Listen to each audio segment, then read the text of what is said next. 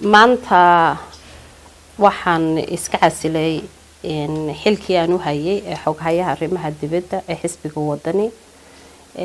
iyo xubinimadiiba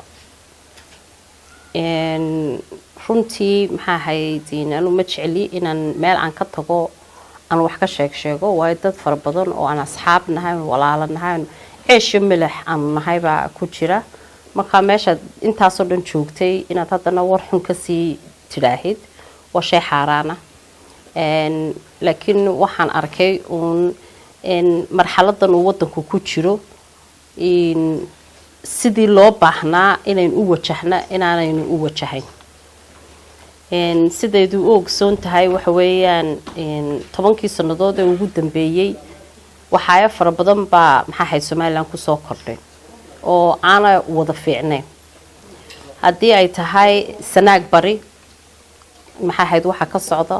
hadday tahay ceelaf weyn oo aynu maanta 2 sanadood iyadoo jirto oo aynu guurti iyo baarlamaan iyo xisbi macaarid iyo maxaafidba aynu garan kara weyne 2 reer oo walaalo ah sidii aynu ka damin lahayn colaada maxaa ahayd hooyooyinkii ka wada oohisay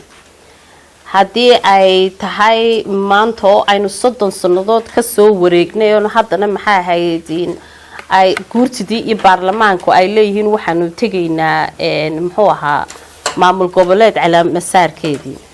hadday tahay sixir bararkii oo aanaynu wax alla waxaynu ka qaban karaynaa aanay jirin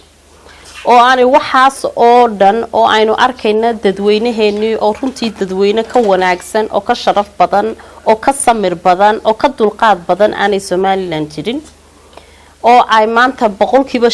75% ay maanta beerka dhulka ku hayaan oo maciishadii ay cirkiga samawaadka isku shareertay maanta shaqaf yar oo dhuxula ay iibsan kari waayeen dan yartii buulalka iyo sanduuqadaha ku jirtay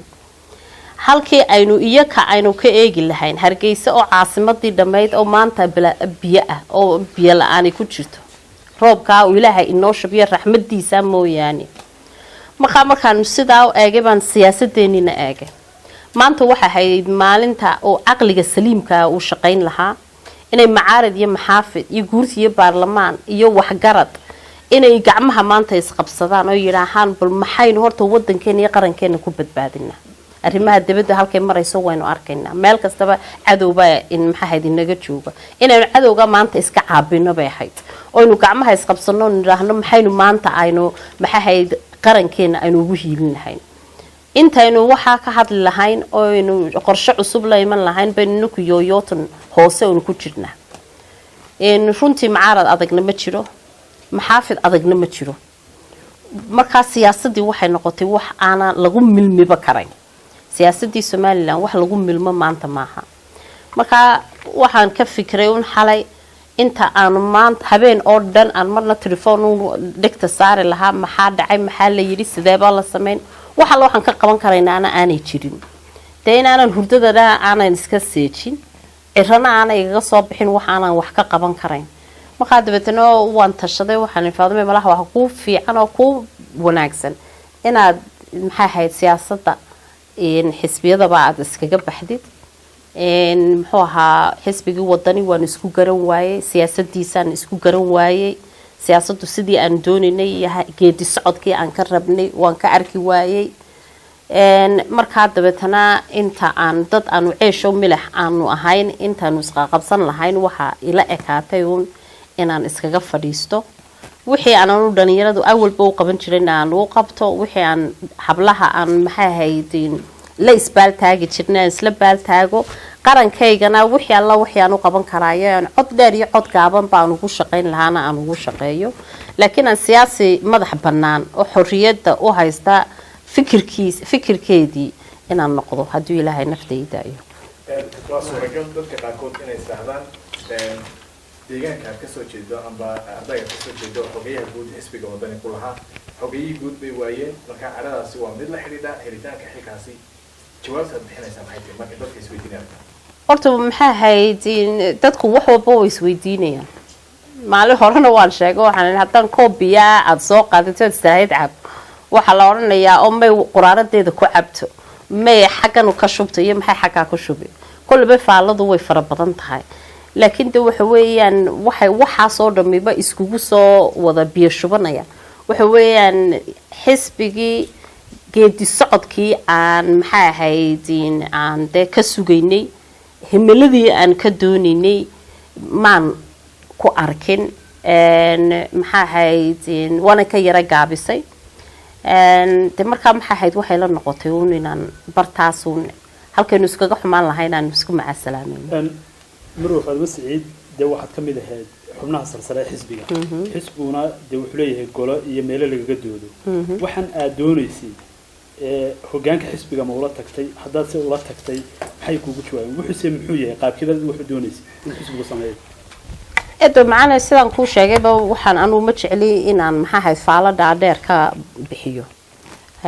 waxa weeyaan meesha aad maxaa ahayd cunto aad ka cuntay aad walaaltinimo ka cuntay aad ceesho milix dadka la haydeen inaad haddana ka daba maxaa ahayd hadasho ma fiicna cabdiraxmaan ciro waxa weeye anu laba xisbi baan soo maray u cidiyo wadani